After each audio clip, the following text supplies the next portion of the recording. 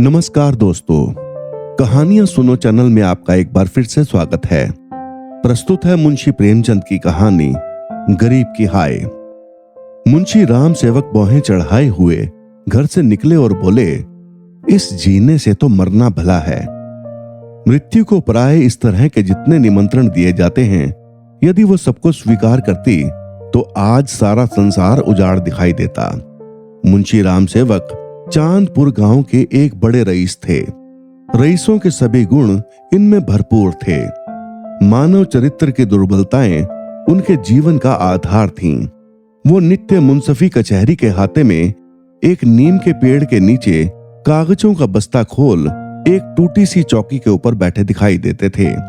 किसी ने कभी उन्हें किसी इजलास पर कानूनी बहस या मुकदमे की पैरवी करते नहीं देखा, परंतु उन्हें सब लोग मुख्तार साहब कहकर पुकारते थे।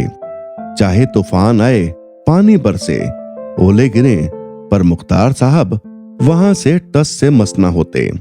जब वो कचहरी चलते तो देहातियों के झुंड उनके साथ हो लेते। चारों ओर से उन पर विश्वास और आदर की दृष्टि पड़ती। सब में प्रसिद्ध था कि उनकी जीभ पर सरस्वती विराजती हैं। इसे वकालत कहो या मुख्तारी, परंतु ये केवल कुल मर्यादा की प्रतिष्ठा का पालन था। आमदनी अधिक ना होती थी। चांदी के सिक्कों की तो चर्चा ही क्या, कभी कभी तांबे के सिक्के भी निर्भय उनके पास आने से हिचकते थे। मुंशी जी की कानूनदानी में कोई संदेह न था, परंतु पास के बखेड़े ने उन्हें विवश कर दिया था। खैर जो हो, उनका ये पेशा केवल प्रतिष्ठा पालन के निमित्त था, नहीं तो उनके निर्वाह का मुख्य साधन आसपास की अनाथ पर खाने पीने में सुखी विधवाओं और भोले भाले किंतु धनी वृद्धों की श्रद्धा थी। विधवाएं अपना रुपया उनके यहां अमानत रखती।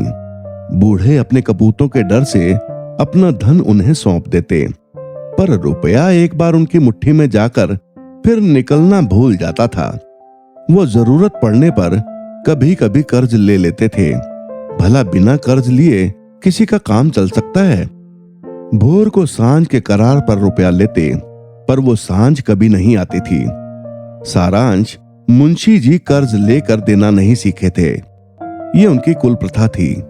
यही सब मामले बहुधा मुंशी जी के सुख चैन में विघ्न डालते थे। कानून और अदालत से तो उन्हें कोई डर न था। इस मैदान में उनका सामना करना पानी में मगर से लड़ना था।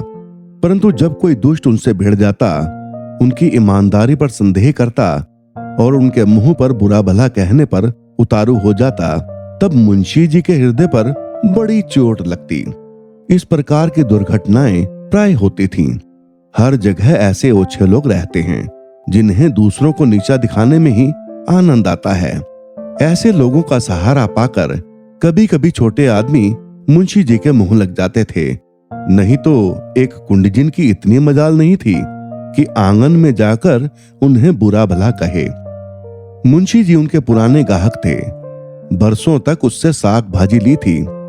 यदि दाम न दिया जाए तो कुंजड़िन को संतोष करना चाहिए था। दाम जल्दी या देर से मिल ही जाते, परंतु वो मुंहफट कुंजड़िन 2 ही बरसों में घबरा गई और उसने कुछ आने पैसों के लिए एक प्रतिष्ठित आदमी का पानी उतार लिया। झुंझलाकर मुंशी जी अपने को मृत्यु का कलेवा बनाने पर उतारू हो गए, तो इसमें उनका कुछ दोष न था। इसी गांव में मूंगा नाम की एक विधवा ब्राह्मणी रहती थी। उसका पति ब्रह्मा की काली पलटन में हवलदार था और लड़ाई में वहीं मारा गया। सरकार की ओर से उसके अच्छे कामों के बदले मूंगा को 500 रुपए मिले थे। जमाना नाजुक था। बेचारी ने सब रुपए मुंशी राम सेवक को सौंप दिए और महीने महीने थोड़ा थोड़ा उसमें से मांग कर अपना निर्वाह करती रही।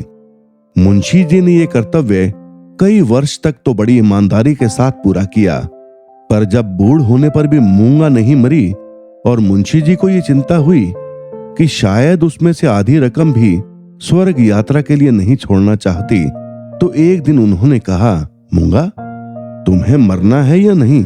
साफ साफ कह दो कि मैं अपने मरनों की फिक्र करूं। उस दिन मूंगा की आंखें खुली, उसकी नींद टूटी। बोली, मेरा हिसाब कर दो। हिसाब का चिट्ठा तैयार था। अमानत में अब एक कौड़ी बाकी न थी। मूंगा ने बड़ी कड़ाई से मुंशी जी का हाथ पकड़कर कहा, अभी मेरे 250 रुपए तुमने दबा रखे हैं, मैं एक कौड़ी भी ना छोड़ूंगी। परंतु अनाथों का क्रोध पटाखे की आवाज है, जिससे बच्चे डर जाते हैं और असर कुछ नहीं होता। अदालत में उसका कुछ जोर न था, न पढ़ी लिखी थी, न हिसाब किताब। हाँ, पंचायत से कुछ आसरा था। पंचायत बैठी, कई गांव के लोग इकट्ठा हुए। मुंशी जी नियत और मामले के साफ थे, उन्हें पंचों का क्या डर। सभा में खड़े होकर पंचों से कहा, भाइयों, आप लोग सत्यनारायण और कुलीन हैं।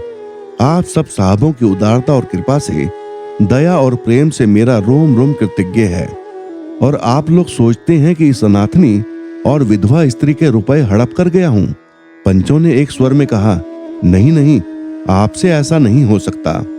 राम सेवक ने कहा, यदि आप सब सज्जनों का विचार हो कि मैंने रुपए दबा लिए, तो मेरे लिए डूब मरने के सिवाय और कोई उपाय नहीं। मैं धनाढ़ नहीं हूं, ना मुझे उदार होने का घमंड है, पर अपनी कलम की कृपा से, आप लोगों की कृपा से किसी का मोहताज नहीं हूं।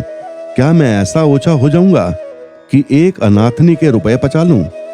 पंचों ने एक स्वर में फिर से कहा, नहीं नहीं, आपसे ऐसा नहीं हो सकता। मुंह देखकर टीका काढ़ा जाता है। पंचों ने मुंशी जी को छोड़ दिया। पंचायत उठ गई। मूंगा ने आह भरकर संतोष किया और मन में कहा, अच्छा अच्छा, यहां ना मिला तो ना सही, वहां कहां जाएगा। अब कोई मूंगा का दुख सुनने वाला और सहायक ना था। दरिद्रता से जो कुछ दुख भोगने पड़ते हैं, वो सब उसे झेलने पड़े। वो शरीर से पुष्ट थी, चाहती तो परिश्रम कर सकती थी, पर जिस दिन पंचायत पूरी हुई, उसी दिन उसने काम ना करने की कसम खा ली। अब उसे रात दिन रुपयों की रट लगी रहती। उठते बैठते सोते जागते उसे केवल एक काम था, और वो मुंशी राम सेवक का भला मनाना। अपने झोपड़े के दरवाजे पर बैठी हुई वो रात दिन उन्हें सच्चे मन से आशीषा करती। बहुधा अपने असीस के वाक्यों में ऐसे कविता के वाक्य और उपमाओं का व्यवहार करती कि लोग सुनकर अचंभे में आ जाते। धीरे धीरे मूंगा पगली हो चली। नंगे सिर, नंगे शरीर, हाथ में एक कुल्हाड़ी लिए हुए सुनसान स्थानों में जा बैठती। झोपड़ी के बदले अब वो मरघट पर नदी के किनारे खंडहरों में घूमती दिखाई देती। बिखरी हुई लटें, लाल लाल आंखें, पागलों सा चेहरा, सूखे हाथ पांव। उसका ये स्वरूप देखकर लोग डर जाते थे। अब कोई उसे हंसी में भी नहीं छेड़ता। यदि वो कभी गांव में निकल जाती तो स्त्रियां घरों के किवाड़ बंद कर लेती, पुरुष कतरा कर इधर से उधर निकल जाते और बच्चे चीख मार कर भागते। यदि कोई लड़का भागता न था तो वो मुंशी राम सेवक का पुत्र राम गुलाम था। बाप में जो कुछ कोर कसर रह गई थी, वो बेटे में पूरी हो गई थी। लड़कों का उसके मारे नाक में दम था। गांव के काने लंगड़े आदमी उसकी सूरत से चिढ़ते थे और गालियां खाने में तो शायद ससुराल में आने वाले दामाद को भी इतना आनंद ना आता हो। वो मूंगा के पीछे तालियां बजाता, कुत्तों को साथ लिए हुए उस समय तक रहता जब तक वो बेचारी तंग आकर गांव से निकल ना जाती। रुपया पैसा होश हवास होकर उसे पगली की पदवी मिली और अब वो सचमुच पगली थी। अकेली बैठी अपने आप घंटों बातें किया करती, जिसमें राम सेवक के मांस, हड्डी, चमड़े, आंखें, कलेजा आदि को खाने, मसलने, नोचने, खसोटने की बड़ी उत्कट इच्छा प्रकट की जाती थी। और जब उसकी ये इच्छा सीमा तक पहुंच जाती तो वो राम सेवक के घर की ओर मुंह करके खूब चिल्लाकर और डरावने शब्दों में हांका करती, तेरा लहू पीऊंगी। प्राय रात के सन्नाटे में ये गरजती हुई आवाज सुनकर स्त्रियां चौंक पड़ती थी, परंतु इस आवाज से भयानक उसका ठट्ठा कर हंसना था। मुंशी जी के लहू पीने की कल्पित खुशी में वो जोर से हंसा करती थी। इस ठट्ठाने में ऐसी आसुरिक उद्दंडता, ऐसी पाशविक उग्रता टपकती थी कि रात को सुनकर लोगों का खून ठंडा हो जाता था। मालूम होता मानो सैकड़ों उल्लू एक साथ हंस रहे हैं। मुंशी राम सेवक बड़े हौसले और कलेजे के आदमी थे। न उन्हें दीवानगी का डर था, न फौजदारी का, परंतु मूंगा के इन डरावने शब्दों को सुनकर वो भी सहम जाते। हमें मनुष्य के न्याय का डर ना हो, परंतु ईश्वर के न्याय का डर प्रत्येक मनुष्य के मन में कभी कभी ऐसी ही भावना उत्पन्न कर देता। उनसे अधिक उनकी स्त्री के मन में। उनकी स्त्री बड़ी ही चतुर थी। वो उनको इन सब बातों में प्राय सलाह दिया करती थी। उन लोगों की भूल थी जो लोग कहते थे कि मुंशी जी की जीभ पर सरस्वती विराजती है। वो गुण तो उनकी स्त्री को प्राप्त था। बोलने में वो उतनी ही तेज थी जितना मुंशी जी लिखने में थे, और ये दोनों स्त्री पुरुष प्राय अपनी अवश्य दशा में सलाह करते कि अब क्या करना चाहिए। आधी रात का समय था। मुंशी जी नित्य नियम के अनुसार अपनी चिंता दूर करने के लिए शराब के 2-4 घूंट पीकर सो गए थे। यकायक मूंगा ने उनके दरवाजे पर आकर जोर से हाँक लगाई, तेरा लहू पीऊंगी, और खूब खिलखिलाकर हंसी। मुंशी जी ये भयावह ठहाका सुनकर चौंक पड़े। डर के मारे पैर थर थर कांपने लगे, कलेजा धक धक करने लगा। दिल पर बहुत जोर डालकर उन्होंने दरवाजा खोला, जाकर नागिन को जगाया। नागिन ने झुंझलाकर कहा, क्या है, क्या कहते हो? मुंशी जी ने दबी आवाज से कहा, वो दरवाजे पर खड़ी है। नागिन उठ बैठी। क्या कहती है? तुम्हारा सिर। क्या दरवाजे पर आ गई? हाँ, आवाज नहीं सुनती हो? नागिन मूंगा से नहीं परंतु उसके ध्यान से बहुत डरती थी, तो भी उसे विश्वास था कि मैं बोलने से उसे जरूर नीचा दिखा सकती हूँ। संभल कर बोली, कहो तो मैं उससे 2-4 बातें कर लूं। परंतु मुंशी जी ने मना किया। दोनों आदमी पैर दबाए ड्योढ़ी में गए और दरवाजे में झांक कर देखा। मूंगा की धुंधली मूरत धरती पर पड़ी थी और उसकी सांस तेजी से चलती हुई सुनाई देती थी। राम सेवक के लहू मांस की भूख में वो अपना लहू और मांस सुखा चुकी थी।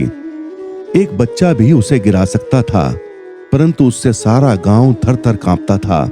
हम जीते मनुष्य से नहीं डरते, पर मुर्दे से डरते हैं। रात गुजरी, दरवाजा बंद था, पर मुंशी जी और नागिन ने बैठकर रात काटी।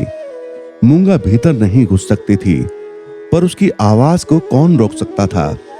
मूंगा से अधिक डरावनी उसकी आवाज थी। भोर को मुंशी जी बाहर निकले और मूंगा से बोले, यहां क्यों पड़ी है? मूंगा बोली, तेरा लहू पीऊंगी। नागिन ने बल खाकर कहा, तेरा मुंह झुलस दूंगी। पर नागिन के विष ने मूंगा पर कुछ असर न किया। उसने जोर से ठहाका लगाया। नागिन खिसियानी सी हो गई। हंसी के सामने मुंह बंद हो जाता है। मुंशी जी फिर बोले, यहां से उठ जा। ना उठूंगी। कब तक पड़ी रहेगी? तेरा लहू पीकर जाऊंगी। मुंशी जी की प्रखर लेखनी का यहां कुछ जोर ना चला और नागिन की आग भरी बातें यहां सर्द हो गईं। दोनों घर में जाकर सलाह करने लगे, ये बला कैसे टलेगी? इस विपत्ति से कैसे छुटकारा होगा? देवी आती है तो बकरे का खून पीकर चली जाती है, पर यह डायन मनुष्य का खून पीने आई है। वो खून जिसका अगर एक बूंद भी कलम बनाने के समय निकल पड़ती थी तो अठवारों और महीनों सारे कुनबे को अफसोस रहता और ये घटना गांव में घर घर फैल जाती। क्या वही लहू पीकर मूंगा का सूखा शरीर हरा हो जाएगा? गांव में ये चर्चा फैल गई। मूंगा मुंशी जी के दरवाजे पर धरना दिए बैठी है। मुंशी जी के आगमन में गांव वालों को बड़ा मजा आता था। देखते देखते सैकड़ों आदमियों की भीड़ लग गई। इस दरवाजे पर कभी कभी भीड़ लगी रहती थी। ये भीड़ राम गुलाम को पसंद न थी। मूंगा पर उसे ऐसा क्रोध आ रहा था कि यदि उसका वश चलता तो वो इसे कुएं में ढकेल देता। इस तरह का विचार उठते ही राम गुलाम के मन में गुदगुदी समा गई और वो बड़ी कठिनता से अपनी हंसी रोक सका। वो कुएं में गिरती तो क्या मजे की बात होती, परंतु ये चुड़ैल यहां से टलती ही नहीं। क्या करूं? मुंशी जी के घर में एक गाय थी जिसे खाली दाना और भूसा खूब खिलाया जाता, पर वो सबकी हड्डियों में मिल जाता। उसका ढांचा पुष्ट होता जाता था। राम गुलाम ने उसी गाय का गोबर एक हांडी में घोला और सबका सब बेचारी मूंगा पर उड़ेल दिया। उसके थोड़े बहुत छींटे दर्शकों पर भी डाल दिए। बेचारी मूंगा लथपथ हो गई और लोग भाग खड़े हुए। कहने लगे, ये मुंशी राम गुलाम का दरवाजा है, यहाँ इसी प्रकार का शिष्टाचार किया जाता है। जल्द भाग चलो, नहीं तो अब इससे भी बढ़कर खातिर की जाएगी। इधर भीड़ कम हुई, उधर राम गुलाम घर में जाकर खूब हंसा और खूब तालियां बजाई। मुंशी जी ने व्यर्थ की भीड़ को ऐसे सहज में और ऐसे सुंदर रूप से हटा देने के उपाय पर अपने सुशील लड़के की पीठ ठोंकी। सब लोग तो चंपत हो गए, पर बेचारी मूंगा ज्यों की त्यों बैठी रह गई। दोपहर हो गई, मूंगा ने कुछ नहीं खाया। सांझ हुई, हजार कहने सुने से भी खाना नहीं खाया। गांव के चौधरी ने बड़ी खुशामद की, यहाँ तक कि मुंशी जी ने हाथ तक जोड़े, पर देवी प्रसन्न न हुई। निदान मुंशी जी उठकर भीतर चले गए। वो कहते थे कि रूठने वाले को भूख आप मना लिया करती है। मूंगा ने ये रात भी बिना दाना पानी के काट दी। लाला जी और ललाइन ने आज फिर जाग जाग कर भोर किया। आज मूंगा की गरज और हंसी बहुत कम सुनाई पड़ती थी।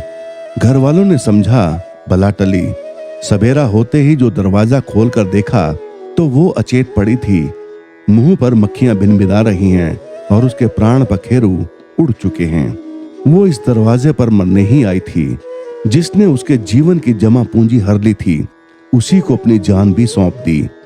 अपने शरीर की मिट्टी तक उसको भेंट कर दी। धन से मनुष्य को कितना प्रेम होता है। धन अपनी जान से भी ज्यादा प्यारा होता है, विशेषकर बुढ़ापे में। ऋण चुकाने के दिन ज्यों-ज्यों पास आते जाते हैं, त्यों-त्यों उसका ब्याज बढ़ता जाता है। ये कहना यहाँ व्यर्थ है कि गांव में इस घटना से कैसी हलचल मची और मुंशी राम सेवक कैसे अपमानित हुए। एक छोटे से गांव में ऐसी असाधारण घटना होने पर जितनी हलचल हो सकती, उससे अधिक ही हुई। मुंशी जी का अपमान जितना होना चाहिए था, उससे बाल बराबर भी कम न हुआ। उनका बचा खुचा पानी भी इस घटना से चला गया। अब गांव का चमार भी उनके हाथ का पानी पीने का, उन्हें छूने का रवादार न था। यदि किसी घर से कोई गाय खूंटे पर मर जाती है तो वो आदमी महीनों द्वार द्वार भी मांगता फिरता है। न नाई उसकी हजामत बनावे, न कहार उसका पानी भरे, न कोई उसे छुए। ये गो हत्या का प्रायश्चित था। ब्रह्म हत्या का दंड तो इससे भी कड़ा है और इसमें अपमान भी बहुत है। मूंगा ये जानती थी और इसीलिए इस दरवाजे पर आकर मरी थी। वो जानती थी मैं जीते जी तो कुछ नहीं कर सकती, मरकर उससे बहुत कुछ कर सकती हूँ। गोबर का उपला जब जलकर खाक हो जाता है, तब साधु संत उसे माथे पर चढ़ाते हैं। पत्थर का ढेला आग में जलाकर आग से अधिक तीखा और मारक होता है। मुंशी राम सेवक कानूनदा थे। कानून ने उन पर कोई दोष नहीं लगाया था। मूंगा किसी कानूनी दफा के अनुसार नहीं मरी थी। ताजी रात हिंद में उसका कोई उदाहरण नहीं मिलता था। इसीलिए जो लोग उनसे प्रायश्चित करवाना चाहते थे, उनकी भारी भूल थी। कुछ हर्ज नहीं, कहार पानी न भरे न सही, वो पानी भर लेंगे। अपना काम आप करने में भला लज्जा ही क्या। बला से नाई बाल न बनावेगा, हजामत बनाने का काम ही क्या है। दाढ़ी बहुत सुंदर वस्तु है। दाढ़ी मर्द की शोभा और श्रृंगार है, और जो फिर बालों से ऐसी घिन होगी तो एक एक आने में अस्तूरे मिलते हैं। धोबी कपड़े ना धोएगा, इसकी भी कुछ परवाह नहीं। साबुन तो गली गली कौड़ियों के मोल आता है। एक पट्टी साबुन में दर्जनों कपड़े ऐसे साफ हो जाते हैं जैसे बगुले के पर। धोबी क्या खाकर ऐसा साफ कपड़ा धोएगा। पत्थर पर पटक पटक कर कपड़ों का लत्ता निकाल देता है। आप पहने, दूसरों को भाड़े पर पहनाए, भट्टी में चढ़ाए, रेह में भिगोए, कपड़ों की तो दुर्गति कर डालता है। जभी तो कुर्ते 2-3 साल से अधिक नहीं चलते, नहीं तो दादा हर 5वें बरस 2-3 अचकन और 2 कुर्ते बनवाया करते थे। मुंशी राम सेवक और उनकी स्त्री ने दिन भर तो यूं ही कहकर अपने मन को समझाया। सांझ होते ही उनकी तर्कनाएं शिथिल हो गईं। अब उनके मन पर भय ने चढ़ाई की। जैसे जैसे रात बीतती थी, भय भी बढ़ता जाता था।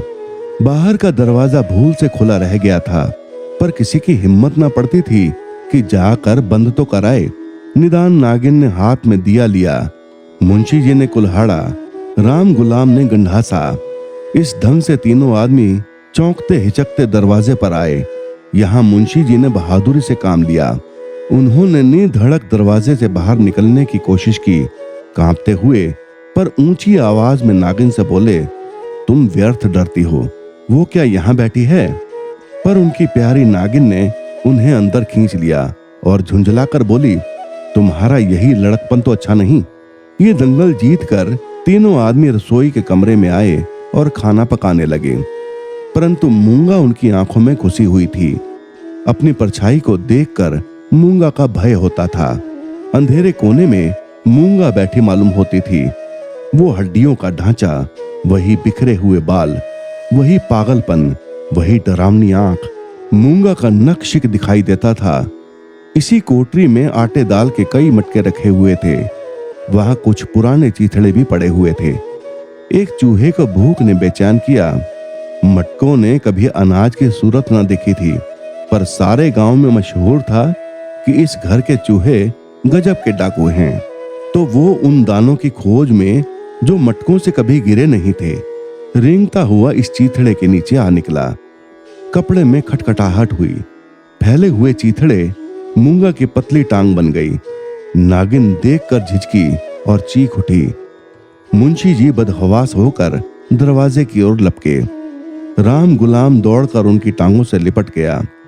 चूहा बाहर निकल आया। उसे देखकर इन लोगों के होश ठिकाने हुए। अब मुंशी जी साहस करके मटके की ओर चले। नागिन ने कहा, रहने दो, देख ली तुम्हारी मर्दानगी। मुंशी जी अपनी प्रिया नागिन के इस अनादर पर बहुत बिगड़े। क्या तुम समझती हो मैं डर गया? भला डर की क्या बात थी? मूंगा मर गई, क्या वो बैठी है? मैं कल नहीं दरवाजे के बाहर निकल गया था, तुम रोकती रही, मैं ना माना। मुंशी जी की इस दलील ने नागिन को निरुत्तर कर दिया। कल दरवाजे के बाहर निकल जाना या निकलने की कोशिश करना साधारण काम ना था। जिसके साहस का ऐसा प्रमाण मिल चुका हो, उसे डरपोक कौन कह सकता है? ये नागिन की हठधर्मी थी। खाना खाकर तीनों आदमी सोने के कमरे में चले गए, परंतु मूंगा ने यहां भी पीछा ना छोड़ा। बातें करते थे, दिल को बहलाते थे। नागिन ने राजा हरदौल और रानी सारंधा की कहानियां कहीं। मुंशी जी ने फौजदारी के कई मुकद्दमों का हाल कह सुनाया। परंतु जो भी हो, इन उपायों से भी मूंगा की मूर्ति उनकी आंखों के सामने से हटती ना थी। जरा खटखटाहट होती तब तीनों चौंक पड़ते। उधर पत्तियों में सनसनाहट हुई कि इधर तीनों के रोंगटे खड़े हो गए। रह रहकर एक धीमी आवाज धरती के भीतर से उनके कानों में आती थी, तेरा लहू पीऊंगी। आधी रात को नागिन नींद से चौंक पड़ी। वो इन दिनों गर्भवती थी। लाल लाल आंखों वाली, तेज और नुकीली दांतों वाली मूंगा उसी की छाती पर बैठी हुई जान पड़ती थी। नागिन चीख उठी, बावली की तरह आंगन में भाग आई और यकायक धरती पर चित गिर पड़ी। सारा शरीर पसीने पसीने हो गया। मुंशी जी भी उसकी चीख सुनकर चौंके, पर डर के मारे आंखें न खुली। अंधों की तरह दरवाजा टटोलते रहे। बहुत देर के बाद उन्हें दरवाजा मिला। आंगन में आए, नागिन जमीन पर पड़ी हाथ पांव पटक रही थी। उसे भीतर उठा लाए, पर रात भर उसने आंखें ना खोली। भोर को अकबक बकने लगी। थोड़ी देर में जवर हो गया, बदन लाल तवा सा हो गया। सांझ होते होते सन्निपात हो आया और आधी रात के समय जब संसार में सन्नाटा छाया हुआ था, नागिन इस संसार से चल बसी। मूंगा के डर ने उसकी जान ली। जब तक मूंगा जीती रही, वो नागिन की फुफकार से सदा डरती रही। पगली होने पर भी उसने कभी नागिन का सामना नहीं किया, पर अपनी जान देकर उसने आज नागिन की जान ली। भय में बड़ी शक्ति है। मनुष्य हवा में एक गिरह भी नहीं लगा सकता, पर इसने हवा में एक संसार रच डाला है। रात बीत गई, दिन चढ़ता आता था, पर गांव का कोई आदमी नागिन की लाश उठाने को आता ना दिखाई दिया। मुंशी जी घर घर घूमे, पर कोई ना निकला। भला हत्यारे के दरवाजे पर कौन जाए? हत्यारे की लाश कौन उठाए? इस समय मुंशी जी का रौब-दाब, उनकी प्रबल लेखनी का भय और उनकी कानूनी प्रतिभा एक भी काम न आई। चारों ओर से हार कर मुंशी जी फिर अपने घर आए। यहाँ उन्हें अंधकार ही अंधकार दिखता था। दरवाजे तक तो आए, पर भीतर पैर नहीं रखा जाता था। ना बाहर ही खड़े रह सकते थे। बाहर मूंगा थी, भीतर नागिन जी को कड़ा करके हनुमान चालीसा का पाठ करते हुए घर में घुसे। उस समय उनके मन पर जो बीतती थी वही जानते थे। उनका अनुमान करना कठिन है। घर में लाश पड़ी हुई है, न कोई आगे न पीछे। दूसरा ब्याह तो हो सकता था, अभी इसी फागुन में तो 50वां लगा है, पर ऐसी सुयोग्य और मीठी बोली वाली स्त्री कहां मिलेगी। अफसोस, अब तगादा करने वालों से बहस कौन करेगा, कौन उन्हें निरुत्तर करेगा, लेन देन का हिसाब किताब कौन इतनी खूबी से करेगा, किसकी कड़ी आवाज तीर की तरह तगादेदारों की छाती में चुभेगी। ये नुकसान अब पूरा नहीं हो सकता। दूसरे दिन मुंशी जी लाश को एक ठेले गाड़ी पर लाद कर गंगा जी की तरफ चले। शव के साथ जाने वालों की संख्या कुछ भी न थी। एक स्वयं मुंशी जी, दूसरे उनके पुत्र रतन राम गुलाम जी। इस बेइज्जती से मूंगा की लाश भी नहीं उठी थी। मूंगा ने नागिन की जान लेकर भी मुंशी जी का पिंड न छोड़ा। उनके मन में हर घड़ी मूंगा की मूर्ति विराजमान रहती थी। कहीं रहते उनका ध्यान इसी ओर रहा करता था। यदि दिल बहलाव का कोई उपाय होता तो शायद वो इतने बेचैन ना होते, पर गांव का एक पुतली भी उनके दरवाजे की ओर ना झांकता था। बेचारे अपने हाथों पानी भरते, आप ही बर्तन धोते। सोच और क्रोध, चिंता और भय, इतने शत्रुओं के सामने एक दिमाग कब तक ठहर सकता। विशेषकर वो दिमाग जो रोज रोज कानून के बहसों में खर्च हो जाता था। अकेले कैदी की तरह उनके 10-12 दिन तो ज्यों त्यों कटे। 14वें दिन मुंशी जी ने कपड़े बदले और बोरिया बिस्तर लिए हुए कचहरी चले। आज उनका चेहरा कुछ खिला हुआ था। जाते ही मेरे मुवक्किल मुझे घेर लेंगे, मेरी मातम पुरची करेंगे।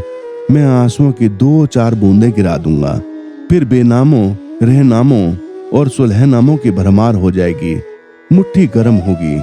शाम को जरा नशे पानी का रंग जम जाएगा, जिसके छूट जाने से जी और भी उचाट हो रहा था। इन्हीं विचारों में मग्न मुंशी जी कचहरी पहुंचे, पर वहां रहनामों की भरमार और बेनामों की बाढ़ और मुवक्किलों की चहल पहल के बदले निराशा की रेतीली भूमि नजर आई। बस्ता खोले घंटों बैठे रहे, पर कोई नजदीक भी ना आया। किसी ने इतना भी ना पूछा कि आप कैसे हैं। नए मुवक्किल तो खैर, बड़े बड़े पुराने मुवक्किल भी, जिनका मुंशी जी से कई पीढ़ियों से सरोकार था, आज उनसे मुंह छिपाने लगे। वो नालायक और अनाड़ी रमजान, जिसकी मुंशी जी हंसी उड़ाते थे और जिसे शुद्ध लिखना भी ना आता था, गोपियों में कन्हैया बना हुआ था। वह हरे भाग्य। मुवक्किल यूं मुंह फेरे चले जाते हैं मानो कभी की जान पहचान ही नहीं। दिन भर कचहरी की खाक छानने के बाद मुंशी जी अपने घर चले। निराशा और चिंता में डूबे हुए ज्यों-ज्यों घर के निकट आते थे, मूंगा का चित्र सामने आ जाता था। यहां तक कि जब घर का द्वार खोला और 2 कुत्ते, जिन्हें राम गुलाम ने बंद कर रखा था, झटपट बाहर निकले तो मुंशी जी के होश उड़ गए।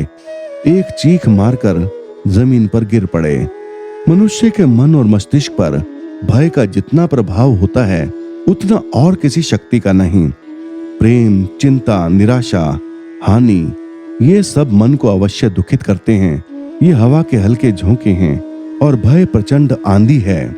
मुंशी जी पर इसके बाद क्या बीती मालूम नहीं। कई दिन तक लोगों ने उन्हें कचहरी जाते और वहां से मुरझाए हुए लौटते देखा। कचहरी जाना उनका कर्तव्य था, और यद्यपि वहां मुवक्किलों का अकाल था, तो भी तगादे वालों से गला छुड़ाने और उनको भरोसा दिलाने के लिए अब यही एक लटका रह गया था। इसके बाद वो कई महीने तक दिख ना पड़े। बद्रीनाथ चले गए। एक दिन गांव में एक साधु आया, भभूत रमाए, लंबी लंबी जटाएं, हाथ में कमंडल।